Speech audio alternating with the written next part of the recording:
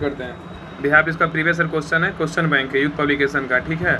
इसका पहला सेट ना कल हम लोग कंप्लीट कर चुके थे पूरा 100 क्वेश्चन, आज सेकंड सेट करते हैं। ये बिहार इसका एग्जाम हुआ था, सेकंड सेट हुआ था, प्रीवियस ईयर क्वेश्चन है। अग्निशमन सिपाही भर्ती परीक्षा का एग्जाम हुआ था 2022 का, ठीक है। इसका परीक्षा पड़ा था 27/3/2022 का, शिफ्ट नंबर 1 का है।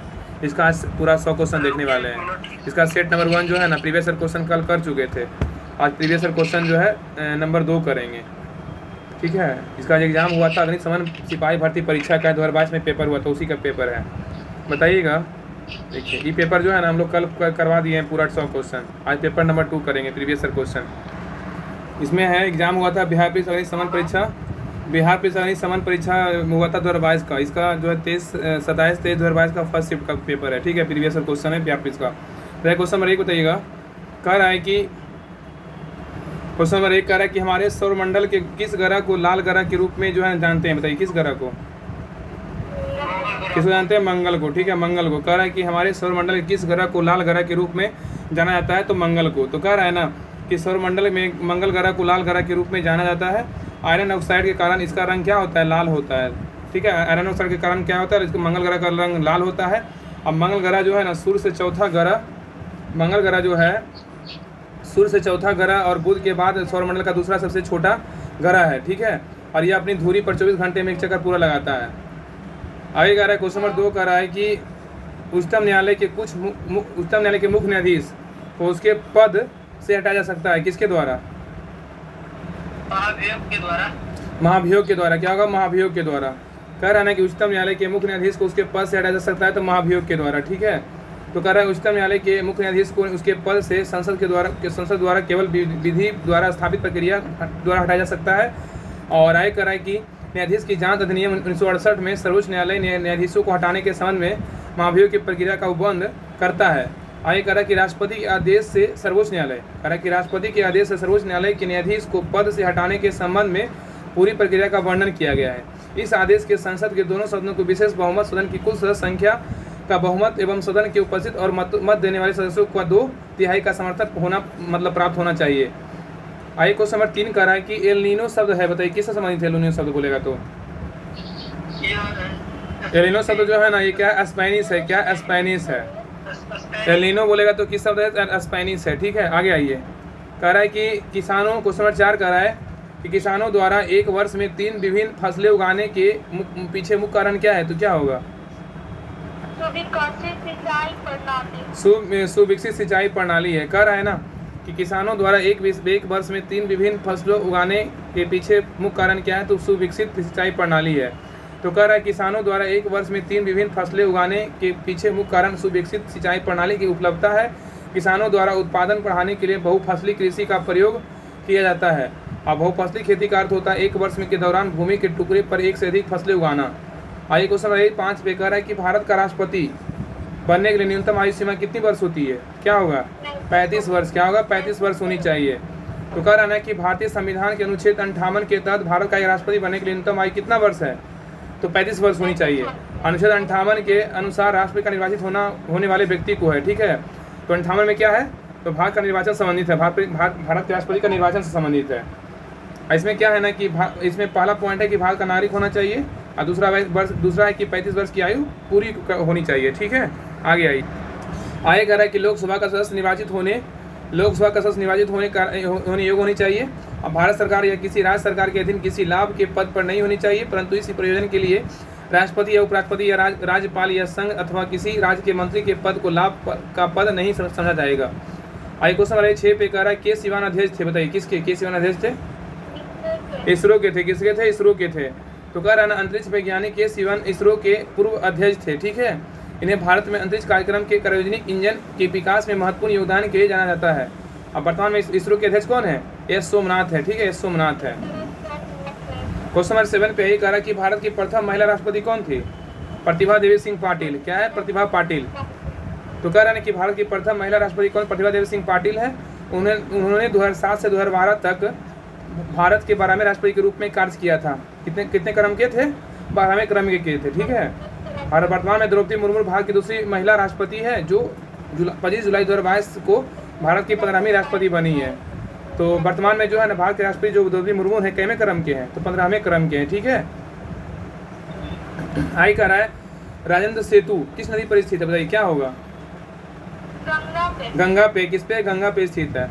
कह रहा है कि राजेंद्र सेतु या मोकामा पुल गंगा नदी पे स्थित है। यह बिहार में बिहार में लगभग 2 किलोमीटर लंबा रेल सड़क पुल है जो उत्तर बिहार को दक्षिणी बिहार से क्या करता है, जोड़ता है, ठीक है।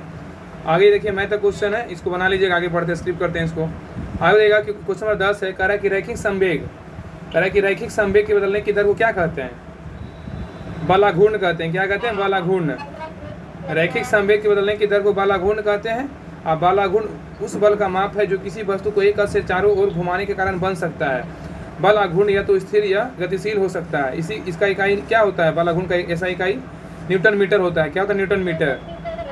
आगे आइए। हाँ ये देखिए 11 नंबर जो है ना, ये भी मैथ का क्वेश्चन, इसको आगे करते हैं। आगे आइए। आइए कह रहा है, देखिए फिर क्वेश्चन देखिए पूछा हुआ है ना, ये सब जो है ना ये बहुत इंपॉर्टेंट क्वेश्चन है। जो यांत्रिक बोलता है, यंत्र और काज को बोलता है, ये सब ना मुंह पे रख लीजिए। ये क्वेश्चन एकदम पक्का आ सकता है एग्जाम में, बिहार पुलिस एग्जाम में। आइए कह रहा है क्वेश्चन 12 कह रहा है कि निम्न में से कौन सी युक्ति विद्युत ऊर्जा को यांत्रिक ऊर्जा में परिवर्तित करता है, तो क्या होगा, विद्युत मोटर। पता है कभी कभी इतना कंफ्यूजन होता है ना कि एग्जाम में ना लेट होता है, इसी कारण लगता है कि कौन होगा कौन नहीं, लगेगा कि एक और ऑप्शन हो रहा है, इसलिए तुम इसको तुम समझ जाइए अच्छे से। कारण में से कौन सी युक्ति विद्युत ऊर्जा को यांत्रिक ऊर्जा में परिवर्तित करता है, तो विद्युत मोटर। विद्युत से यांत्रिक वगैरह विद्युत मोटर, ठीक है। बोलेगा विद्युत मोटर क्या करता है, विद्युत मोटर क्या करेगा, विद्युत ऊर्जा को यांत्रिक ऊर्जा में। हाँ विद्युत मोटर क्या करेगा, विद्युत ऊर्जा को यांत्रिक ऊर्जा में। विद्युत स्त्री क्या करेगा, विद्युत स्त्री बोलेगा तो हाँ विद्युत स्त्री क्या करेगा, विद्युत ऊर्जा को उष्मा ऊर्जा में करेगा। और विद्युत बल्ब क्या किसको करेगा, विद्युत बल्ब क्या करेगा, हाँ विद्युत बल्ब करेगा विद्युत ऊर्जा को प्रकाश ऊर्जा में, ठीक है। और विद्युत गीजर क्या करेगा, गीजर बोलेगा तो विद्युत गीजर को करेगा विद्युत ऊर्जा को तापीय ऊर्जा में करेगा, ठीक है। विद्युत गीजर को विद्युत ऊर्जा को तापीय ऊर्जा में। तो याद रखिए विद्युत मोटर आएगा विद्युत ऊर्जा को यांत्रिक ऊर्जा में, और विद्युत स्त्री आएगा विद्युत ऊर्जा को उष्मा ऊर्जा में, और विद्युत बल्ब आएगा विद्युत ऊर्जा को प्रकाश ऊर्जा में, और विद्युत गीजर आएगा विद्युत ऊर्जा को तापीय ऊर्जा में, ठीक है। आगे क्वेश्चन नंबर 13 पे आइए। कह रहा है कि निम्नलिखित में से किसको प्रसिद्ध करने की किसको जो है ना सिद्ध करने की आवश्यकता है, बताइए किसको है, प्रमेय को। क्या है, प्रमेय को है। कह रहा है ना कि प्रमेय को सिद्ध करने की आवश्यकता होती है। प्रमेय वे कथन है जो परिभाषाओं, स्वयं सिद्धों, पूर्व सिद्ध कथनों और निगमात्मक तर्कों पर उपयोग करके सिद्ध किए जाते हैं, ठीक है। देखिए कैसा कैसा क्वेश्चन पूछा है। क्वेश्चन नंबर 14 कह रहा है कि घनानंद की रचनाएं किस भाषा में है, तो क्या होगा, ब्रज भाषा में। क्या है, ब्रज भाषा में, ठीक है। कह रहा है घनानंद की रचनाएं ब्रज भाषा में, वे हिंदी भाषा के रीतिकाल कवि हैं। उन्होंने भगवान श्री कृष्ण के प्रति अनुरुक्त होकर वृंदावन में निम्बार्क संप्रदाय में दीक्षा ली। वे जीवन पर्यंत राधा कृष्ण संबंधी गीत कवित सवय लिखते रहे। घनानंद की रचनाएं सुजानहित, कृपान निबंध, वियोगी वली और परमहंस वली आदि थे। आगे देखिए इंग्लिश का क्वेश्चन है। कह रहा है कि fill in the blanks with the correct answer, choose from the option that follow. I waited for him until he, क्या भराएगा, केम। क्या होगा, केम भराएगा। क्या होगा, केम, केम होगा। कह रहा है I waited for him until he came होगा, ना कि कम होगा। इसमें कह रहा है ना कि I waited for him until he came. इस भाग में प्रथम भाग पास्ट टेंस का था ना, होने के कारण दूसरे भाग में पास्ट टेंस में रखना होगा। हैड कम का प्रयोग तब होता है जब एक क्रिया पहले साथ हो जाती है, दूसरी क्रिया इसके तुरंत बाद जो है ना पर दिया गया वाक्य ऐसा नहीं है, ठीक है। आइए क्वेश्चन नंबर 16 पे कह रहा है कि कच्चा माल व हाथ में मुद्रा को क्या कहा जाता है, तो क्या होगा, हाँ इसमें कार्यशील पूंजी सिर्फ ऑप्शन नंबर ए होगा ना, कार्यशील पूंजी कहेंगे, ठीक है ना। कच्चा माल व हाथों में मुद्रा को क्या कहा जाता है, कार्यशील पूंजी कर दी। देखिए कितना कंफ्यूजन करने के दो ऑप्शन दिया है, इसमें ए बी दोनों कर दिया है। आगे कह रहा है ना कि कच्चा माल व हाथ में मुद्रा को कार्यशील पूंजी कहा जाता है, जिसका उपयोग श्रमिकों को वेतन भुगतान करने और दिन प्रतिदिन खर्चों को पूरा करने के लिए किया जाना चाहिए। आगे क्वेश्चन 17 कह रहा है कि अंतर्राष्ट्रीय साक्षरता दिवस कब मनाते हैं, बताइए क्या होगा, 8 सितंबर को। क्या है, 8 सितंबर को मनाते हैं। अंतर्राष्ट्रीय साक्षरता दिवस कब मनाते हैं, 8 सितंबर को मनाते हैं, ठीक है। आगे आइए बोलिए, इंजीनियर डे बोलेगा 15 अगस्त को ना, नहीं 15 सितंबर, सॉरी हाँ, अभियंता दिवस। हाँ आगे कह रहा है क्वेश्चन 18 कह रहा है कि द ओरिजिन ऑफ स्पीसीज, जाति की उत्पत्ति किस पुस्तक में लिखी गई है? तो क्या होगा? Charles Darwin. क्या है? Charles Darwin. ठीक है, तो कह रहा है कि द ओरिजिन ऑफ स्पीसीज, जाति की उत्पत्ति पुस्तक चार्ल्स डार्विन द्वारा लिखी गई है। नए प्रकार के जीवों की उत्पत्ति के विषय में चार्ल्स डार्विन ने 1859 में प्राकृतिक वर्ण नेचुरल सिलेक्शन का सिद्धांत दिया और अपनी पुस्तक जीव जाति का उद्भव ओरिजिन ऑफ स्पीसीज की प्रकाशित की। आगे क्वेश्चन नंबर 19 का रहा है कि विश्व के सबसे बड़े क्रिकेट स्टेडियम मोटेरा का नया नाम क्या रखा गया? बताइए, सबको पता है, नरेंद्र मोदी स्टेडियम। चलिए आगे बढ़िए। क्वेश्चन नंबर 20 का रहा है उत्तरी तथा उत्तरी पश्चिमी भारत में चलने वाली गर्म तथा शुष्क हवाएं कहलाती है? क्या कहलाती है? लू कहलाती है। क्या कहलाती है? लू कहलाती है। कह रहा है उत्तरी तथा उत्तरी पश्चिमी भारत में चलने वाली गर्म तथा शुष्क हवाएं कहलाती है? लू कहलाती है। ठीक है, तो कह रहा है कि उत्तरी पश्चिमी भारत में चलने वाली गर्म तथा शुष्क हवाएं लू कहलाती है। यह हवाएं थार रेगिस्तान में मई और जून महीने में विशेष रूप से चलती है। लू के समय तापमान 45 डिग्री सेल्सियस तक जा सकता है। इसके संपर्क में आने से सामान्यतः आंखों में जलन, अचानक बेहोशी, अत्यंत रोगी की मौत हो सकती है। आगे क्वेश्चन नंबर 21 कह रहा है कि भारत जैसे देश में सर्वाधिक प्रचुर मात्रा में उपलब्ध उत्पादन का साधन क्या है? बताइए, क्या है? श्रम है। क्या है? श्रम है। तो कह रहा है ना कि भारत जैसे देश में सर्वाधिक प्रचुर मात्रा में उपलब्ध उत्पादन का साधन क्या है? तो श्रम है। कह रहा है कि नेक्स्ट कह रहा है कि भारत जैसे देश में सर्वाधिक प्रचुर मात्रा में उपलब्ध उत्पादन का साधन श्रम है। वस्तु और सेवाओं का उत्पादन 4 प्रमुख कारकों से प्रभावित होता है। पहला पूंजी, श्रम, भूमि और उद्यमिता। आगे कह रहा उद्योगों के लिए कुशल श्रमिकों की संख्या गतिशील है तथा जनसंख्या अधिक होने के कारण बड़ी संख्या उपलब्ध है। आगे क्वेश्चन नंबर 22 कह रहा है अग्नि का विशेषण शब्द क्या है? बताइए, आग्नेय है। क्या आग्नेय है? आग्नेय है। अग्नि का जो विशेषण शब्द जो है ना आग्नेय है और विशेषण संज्ञा सर्वनाम के रूप में गुण, संख्या, मात्रा, परिणाम आदि की विशेषता बताता है। ठीक है, आगे आइए। क्वेश्चन नंबर 23 कह रहा है कि देश की प्रथम महिला मुख्य निर्वाचन आयुक्त कौन थी? बताइए, BS रामा देवी। क्या? BS रामा देवी। कह रहा है कि देश की प्रथम महिला मुख्य निर्वाचन आयुक्त कौन थी? BS रामा देवी थी। उनका कार्यकाल 26 नवंबर 1990 से लेकर 11 दिसंबर 1990 की अल्प अवधि तक रहा था। अब भारत का मुख्य निर्वाचन अधिकारी बोलेगा अपनी शक्ति संविधान के अनुच्छेद 324 से प्राप्त करता है तथा स्वतंत्र व निष्पक्ष चुनावों के संपन्न कराने का दायित्व निभाता है। वर्तमान में भारत के मुख्य चुनाव आयुक्त कौन है? राजीव कुमार है, सबको पता है। आगे क्वेश्चन आ रही है 24 पे। कह रहा है कि साम्यवाद का सर्वप्रथम प्रयोग किस देश में हुआ था? रूस में। क्या होगा? रूस में। आगे आइए, ये तो मैं तो क्वेश्चन इसको सिर्फ करते हैं। आगे आइए, क्वेश्चन नंबर 26 पे कह रहा है कि बैंकों की तुलना में साहूकार के द्वारा वसूली जाने वाली ब्याज की दर होती थी? क्या? बहुत अधिक। क्या है? बहुत अधिक। कह रहा है बैंकों की तुलना में साहूकार के द्वारा वसूली जाने वाली ब्याज की दर होती थी बहुत अधिक। आगे आइए, इसमें देखिए पढ़ दे कह रहा है ना कि बैंकों की तुलना में साहूकार के द्वारा वसूली जाने वाली ब्याज की दर बहुत अधिक होती थी। और साहूकार वह समूह या व्यक्ति होता है जो व्यक्तिगत तौर पर कर्ज मुहैया कराता है। वह बैंक या किसी वित्तीय संस्था से अलग होता है, उनमें से अधिक ब्याज वसूलता है और यह बैंक रहित क्षेत्रों में कर्ज देने में अहम भूमिका निभाता है। क्वेश्चन नंबर 27 पे कह रहा है कि जल के अणुओं की गति जब चयनात्मक परागमन झिल्ली के द्वारा हो तो उसे क्या कहते हैं? उसे कहेंगे प्रसरण कहेंगे। क्या कहेंगे? प्रसरण कहेंगे। ठीक है, तो कह रहा है ना कि जल के अणुओं की गति जब चयनात्मक परागमन झिल्ली द्वारा हो तो उसे प्रसरण कहते हैं। यह एक ऐसी प्रक्रिया है जिसमें जल के अणु एक चुनिंदा परागमन झिल्ली के माध्यम से उच्च जल सांद्रता वाले क्षेत्र से कम जल सांद्रता वाले क्षेत्र को फैलते हैं। आगे क्वेश्चन नंबर 28 कह रहा है कि खुली वायु में कुछ दिन छोड़ देने पर सिल्वर की वस्तुएं काली हो जाती है क्योंकि उन पर किसकी परत बनी होती है? बताइए, सिल्वर सल्फाइड का। तो कह रहा है कि खुली वायु में कुछ दिन छोड़ देने पर सिल्वर की वस्तुएं काली हो जाती है क्योंकि उन पर सिल्वर सल्फाइड की परत बन जाती है। ठीक है, आगे कह रहा है कि खुली वायु में कुछ दिन छोड़ देने पर सिल्वर की वस्तुएं काली हो जाती है क्योंकि उन पर सिल्वर आयोडाइड मतलब सिल्वर सल्फाइड Ag2S की परत बन जाती है। आगे कह रहा है सिल्वर क्लोराइड मतलब AgCl को हॉर्न सिल्वर कहते हैं। इसका उपयोग फोटोक्रोमिक कांच बनाने में करते हैं, हॉर्न सिल्वर का। ठीक है, सिल्वर क्लोराइड को। ठीक है ना। आगे कह रहा है सिल्वर नाइट्रेट का सूत्र क्या होता है? AgNO3 होता है। का प्रयोग मतदान के समय मतदाताओं की अंगुलियों पर निशान लगाने वाले स्याही बनाने में किया जाता है।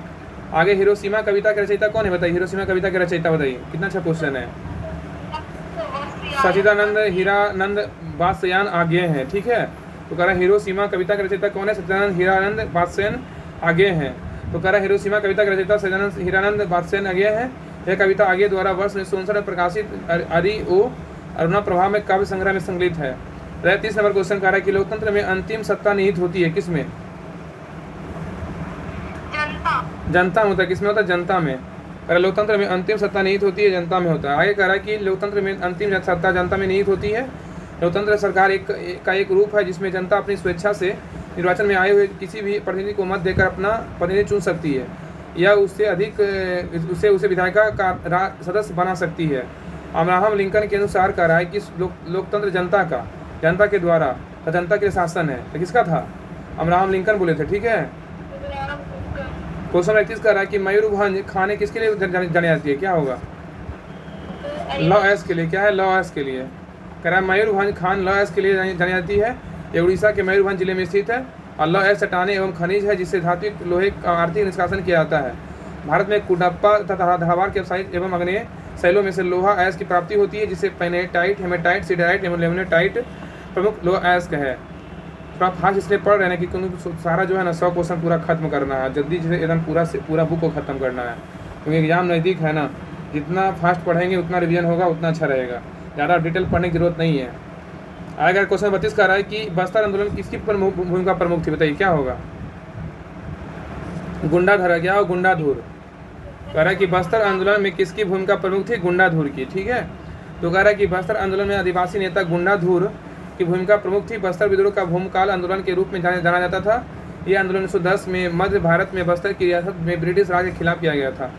आगे क्वेश्चन 33 कह रहा है कि प्रत्येक परिमेय की संख्या होती है क्या? बताइए। पूर्णांक संख्या होता है। क्या होता है? पूर्णांक संख्या होता है। कह रहा है कि प्रत्येक परिमेय संख्या एक पूर्ण संख्या होती है जिसका संख्या जिस संख्या में बोलिए। तो कह रहा है कि प्रत्येक परिमेय संख्या एक पूर्ण संख्या होती है जिस संख्या को P/Q के रूप में लिखा जा सकता है, इसे परिमेय संख्या कहते हैं। आगे कह रहा है श्वेत क्रांति से अधिक उत्पादन से संबंधित है। बताइए कौन है? क्या है? दूध है। कह रहा है श्वेत क्रांति दूध के अधिक उत्पादन से संबंधित है। इसे ऑपरेशन फ्लड के नाम से जाना जाता है। ऑपरेशन फ्लड 1970 में प्रारंभ हुआ था। डॉक्टर बर्गीज भारत के श्वेत क्रांति के जनक के रूप में प्रसिद्ध है एवं सामाजिक उद्यमी थे जिनके जो है ना जिनके बिलियन आइडिया ऑपरेशन फ्लड ने डेयरी फार्मिंग को भारत के सबसे बड़े और आत्मनिर्भर व्यवसाय और सबसे बड़े ग्रामीण रोजगार क्षेत्र में बदल दिया गया। राष्ट्रीय डेयरी अनुसंधान संस्थान का मुख्यालय कहाँ है? तो करनाल हरियाणा में स्थित है। आगे क्वेश्चन रही 35 पे कह रहा है कि अमेरिका के स्वतंत्रता संग्राम के नेता कौन थे? बताइए क्या होगा? वाशिंगटन। कौन थे? वाशिंगटन। कह रहा है अमेरिका के स्वतंत्रता संग्राम के नेता कौन थे? वाशिंगटन थे। तो कह रहा है अमेरिका के स्वतंत्रता संग्राम के नेता जॉर्ज वाशिंगटन थे। अमेरिकी क्रांति एक वैचारिक तथा राजनीतिक क्रांति थी। अमेरिकी स्वतंत्रता का युद्ध कब हुआ था? 1775 से 83 ईस्वी तक चला था। ठीक है। 1775 पेरिस की संधि द्वारा 1783 अमेरिका की स्वतंत्रता प्राप्त हुआ और बाद जॉर्ज वाशिंगटन अमेरिका के प्रथम राष्ट्रपति बने। और प्रत्येक 4 जुलाई को जो है अमेरिका का अपना स्वतंत्रता दिवस मनाता है 4 जुलाई को। ठीक है। आगे आइए। क्वेश्चन कर रहा है 36 कह रहा है कि भारत के CAG नियंत्रक एवं महालेखा परीक्षक की नियुक्ति कौन करता है? क्या होगा? राष्ट्रपति करते हैं। कौन करते हैं? राष्ट्रपति करते हैं। तो कह रहा है कि भारत के नियंत्रक एवं महालेखा परीक्षक CAG की नियुक्ति राष्ट्रपति करता है। भारतीय संविधान के अनुच्छेद 148 के अनुसार भारत एक नियामक एवं प्राधिकरण नियामक नियंत्रक एवं महालेखा परीक्षक होगा जिसकी नियुक्ति राष्ट्रपति द्वारा की जाएगी। नियंत्रक एवं महालेखा परीक्षक के कार्य एवं शक्तियों का अनुच्छेद कितना 149 से अनुच्छेद 151 तक से निहित है। ठीक है। नियंत्रक एवं महालेखा परीक्षक समस्त वित्तीय प्रणाली पर नजर रखना तथा कार्यपालिका पर वित्तीय आदान प्रदान करना औचित्य एवं अनिश्चित तय करता है। आगे कह रहा है क्वेश्चन 37 कह रहा है कि 15वीं शताब्दी में कौन से व्यापारी सबसे पहले हिंद जो है ना चीन पहुंचे थे? बताइए क्या होगा? पुर्तगाली ना? पुर्तगाली। क्वेश्चन 38 कह रहा है ना एशिया का सबसे स्वच्छ गाँव किस राज्य में स्थित? बताइए क्या होगा? मेघालय में। क्या है? मेघालय में। कारण एशिया का ये देखिए क्वेश्चन आया था, ये क्वेश्चन सर ने करवाए हैं। देखिए कह रहा है एशिया का स्वच्छ गाँव मावलिया भारत के मेघालय राज्य में पूर्वी खासी हिल्स के जिले में स्थित है। और वर्ष 2003 में डिस्कवरी ऑफ इंडिया द्वारा एशिया के सबसे स्वच्छ गांव का दर्जा दिया गया। इसे भगवान का बगीचा के रूप में जो है ना जानते हैं। ये क्वेश्चन ये जो पूरा प्रीवियस क्वेश्चन जो है ना ये हम करवा चुके हैं टेस्ट ग्रुप में टेस्ट इसका। आगे क्वेश्चन 39 कर रहा है कि अलकनंदा नदी भागीरथी नदी से मिलती है। बताइए कहाँ?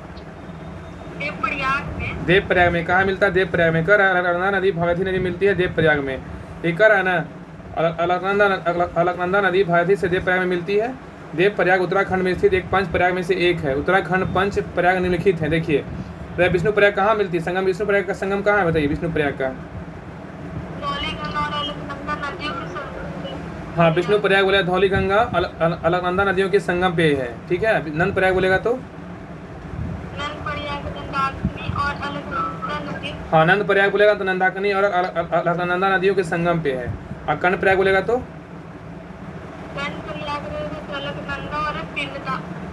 हाँ, कर्ण प्रयाग बोलेगा तो अलकनंदा और पिंडा नदियों के संगम पे है, ठीक है। और रुद्र प्रयाग बोलेगा तो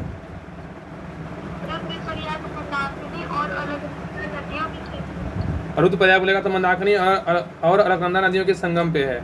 और देव प्रयाग बोलेगा तो क्या होगा? देव प्रयाग बोलेगा तो भागीरथी और अलकनंदा नदियों के संगम पे है। तो याद रखिएगा कि विष्णु प्रयाग बोलेगा धौली गंगा अलकनंदा, नंद प्रयाग बोलेगा नंदाकिनी और अलकनंदा, और कर्ण प्रयाग बोलेगा अलकनंदा और पिंडार, और रुद्र प्रयाग बोलेगा तो मंदाकिनी और अलकनंदा, और देव प्रयाग बोलेगा भागीरथी और अलकनंदा, ठीक है। आगे आइए, 40 नंबर तो मैथ का क्वेश्चन है। आगे आइए, देखो क्वेश्चन नंबर ये कह रहा है, क्वेश्चन नंबर 41 कह रहा है। देखिए कह रहा है ना कि भारत की जलवायु है कैसी, बताइए? उष्णकटिबंधीय मानसूनी है। क्या है? उष्णकटिबंधीय मानसूनी है।